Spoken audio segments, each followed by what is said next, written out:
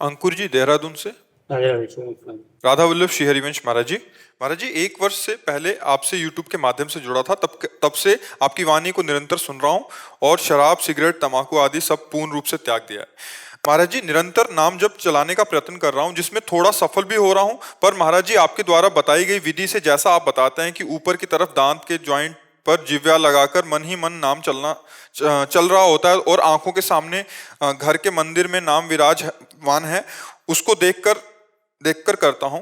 मन में लिखकर भी हो रहा है, परंतु फिर भी ऐसा महसूस होता है कि मन बड़ी इन सब कृपा है, साधनाओं का कम समय में इतना लाभ ले लिए हो तो चुप रहो और धैर्यपूर्वक अभ्यास बढ़ाते रहो। कोई गलती ना हो तो आगे जो चाहत है वो पूरी हो जाएगी कि हमारा निरंतर भजन चलने लगे, हम आनंद में डूब जाएं, हमारी मंत्राकार वृत्ति, वो सब हो जाएगा।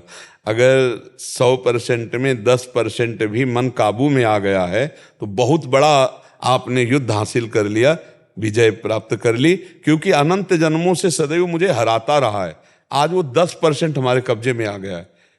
10% भजन में लगने लगा ना, बहुत बड़ी बात कर ली। धीरे धीरे परसेंट बढ़ाते चले जाइए।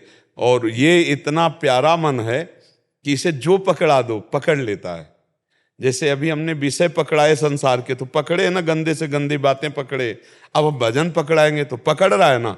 जैसे आपने 10 मिनट भजन शुरू किया, अब उस 10 मिनट में कोई आपसे आकर बात करना चाहे तो आपको बुरा लगेगा कि यार 10 मिनट तो भजन करता हूं, कम से कम चैन से 10 मिनट भजन, मतलब मन 10 मिनट के लिए राजी हो गया। तो हम धीरे धीरे उसको समय से बढ़ाते राजी करते चले जाए। फावड़ा चलाते हुए, व्यापार करते हुए, नौकरी करते हुए, धीरे धीरे अंदर ही अंदर नाम जप कर रहे हैं, बाहर से शरीर से कर्म कर रहे हैं, बहुत बढ़िया भजन हो जाएगा। तो ये जो चल रहा है बहुत बढ़िया चल रहा है।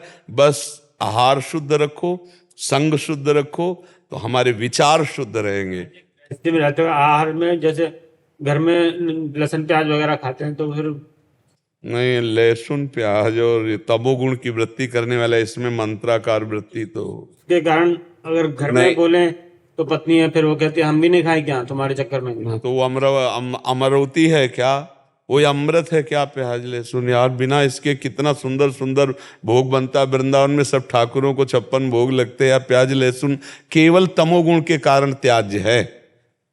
अच्छा, दुर्गंध नहीं आती? आती ना दुर्गंध।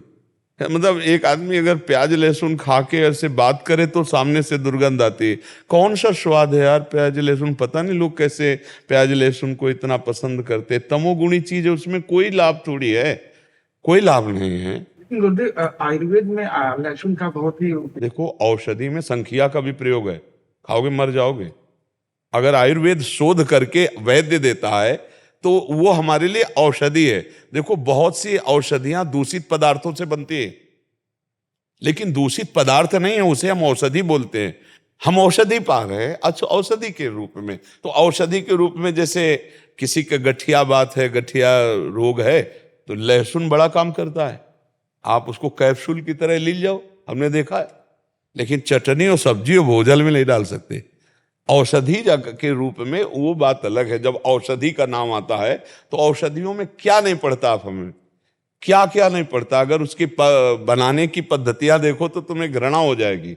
बहुत सी ऐसी औषधियां हैं जिनकी बना, अब आपके देखो संख्या जहर है ना, हाँ, दमा आदि बीमारियों में आयुर्वेद में शोध करके उसे दिया जाता है।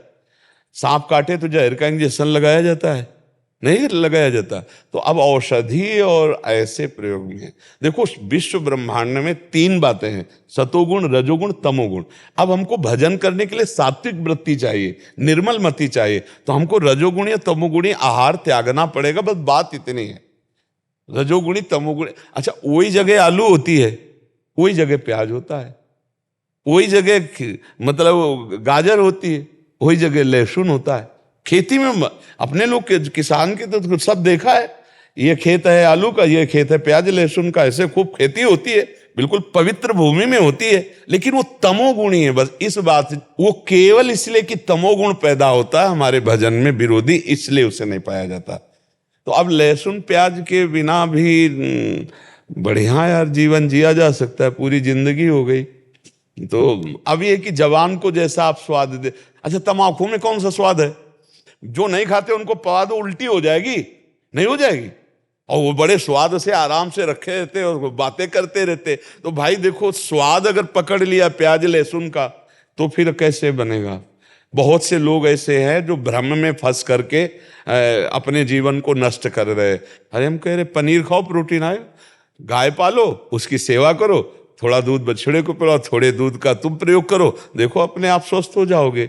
अब सेवा करनी नहीं और ऐसे कह दो कि अंडे से प्रोटीन, कौन प्रोटीन वाला कितनी दिन बलवान बना रहेगा। शरीर तो नाशवान है, अपराध तो बन ही रहा है, जीव तो उसमें है ही है, चैतन्य तो है ही है। अब देखो छोटे छोटे नहीं निकलते चूजा उसके, तो जीव नहीं उसमें।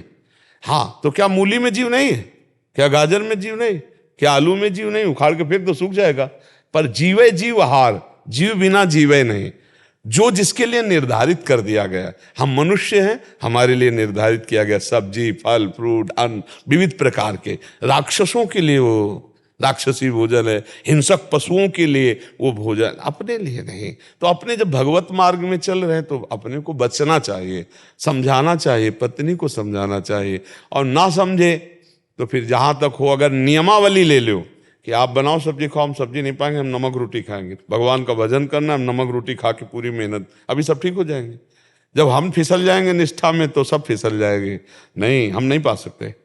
हम नमक रोटी पा लेंगे, दही रोटी पा लेंगे, दूध रोटी पा लेंगे, लेकिन जिसमें प्याज पड़ा है, लहसुन पड़ा है, तो अलग बना के देने को तैयार है। वो कहती तुम्हारे लिए अलग बना। तो बढ़िया है, फिर क्या, अलग बनाओ खाओ, बढ़िया है भोजन।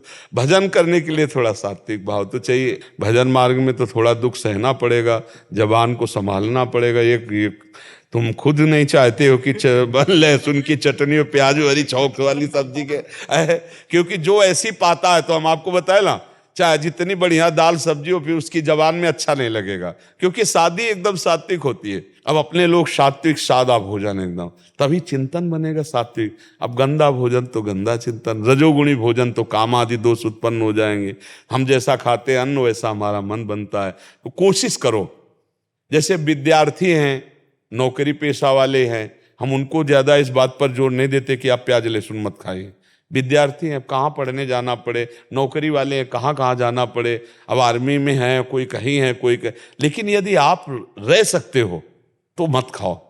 प्याज लहसुन खाना पाप नहीं है, पर दोष है, तमोगुणी है। उस तमोगुणी वस्तु का त्याग करके भजन में बढ़ा जाता है। अब नौजवान जैसे नौकरी पेशा वाले, अब उनको ये शिक्षा दो तो घूमते ही रहेंगे, भोजन ही नहीं मिलेगा। प्रायः हर जगह जहाँ भी किचन है वहाँ ये आजकल सब पड़ता है। तो इसलिए बढ़िया इतना ही है कि मांसवादी ना खाएं तो बहुत बढ़िया है, लेकिन जिनकी सुविधा है कि वो बिना खाए चल सकता है तो फिर चला लेना चाहिए। हमारी राय यही है कि अगर ऐसा आपका जीवन है कि आप बिना खाए रह सकते हैं प्याज लहसुन, तो फिर आप ऐसा करें, क्योंकि वो सात्विक है और भगवान का भोग प्याज लहसुन डालकर नहीं लगता है। और बिना भगवान का भोग लगाए हम वैष्णव जन कैसे पावे। इसलिए जो भगवान के भोग में नहीं, तो उसका हम जीवन भर के लिए त्याग करते। तो ऐसे भाव से चला जाता है।